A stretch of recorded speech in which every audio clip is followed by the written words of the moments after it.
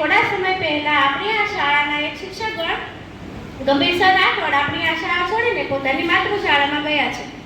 તે બદલ આપણને દુઃખ છે, પરંતુ આપણે કશું કરી શકતા નથી. સરને જવું હતું તો સરને જવું જ પડ્યું.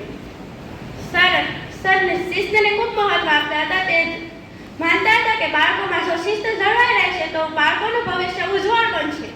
જો બાળકો શિસ્તપ્રેમી અને વિનમ્રતાથી પોતાનું જીવન જીવશે તો તેનું ભવિષ્ય ઉજ્જવળ બનશે. તેઓ જતા સમયે પણ બાળકોના ઉજ્જવળ ભવિષ્ય વિશે વિચાર કરતા હતા. અમે 11-12માં 15 બહેનો છીએ હિન્દી રાખવાવાળા.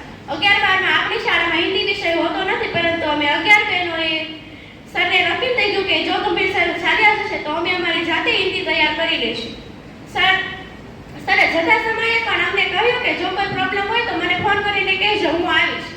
સંસ્કૃતના લેક્ચર દરમિયાન અમે 15 બહેનો બહાર આવીને સરની સાથે હિન્દી ભણતા હતા.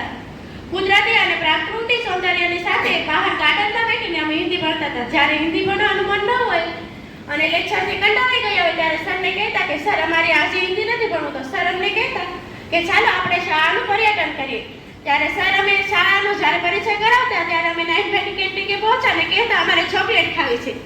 ત્યારે સર અમને ચોકલેટ ખવડાવતા અને કહેતા કે આ મીઠી યાદો તમારા 12મા પછી તમને યાદ રહી જશે. જો તમે 12 પછી અહીંયા આવશો તમને આ મીઠી યાદો ફરીથી યાદ આવશે.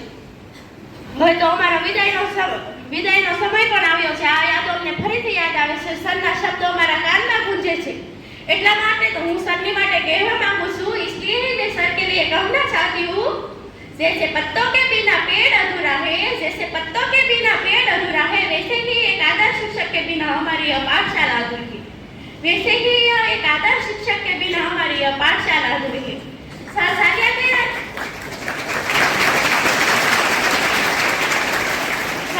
ગયા તે વાતનું તો અમને ખૂબ દુઃખ છે. સર ચાલ્યા ગયા એ વાતનું તો ખૂબ દુઃખ છે, પરંતુ મને ગર્વ છે કે મેં આવા હિન્દી શિક્ષક સાથે હિન્દી ભણી છું.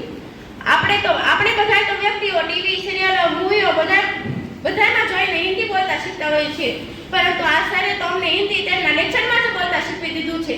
તે કહેતા હતા કે તમે જો આપણા રાજ્યની સિવાય બહાર રાજ્યમાં જશો તો તમને કઈ પણ જગ્યાએ વાંધો નહીં પડશે. તેમણે અમને એ પણ શીખવ્યું હતું કે જો તમે શુદ્ધ મન અને એકાગ્રતાથી વાંચન અને લેખન કરશો તો તમે જીવનમાં કોઈ પણ પરીક્ષા અઘરી લાગશે નહીં ને તમે સફળતા મેળવશો.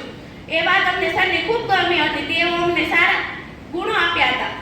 આથી જ હું અંતમાં એટલું જ કહેવા માંગુ છું કે અંધકાર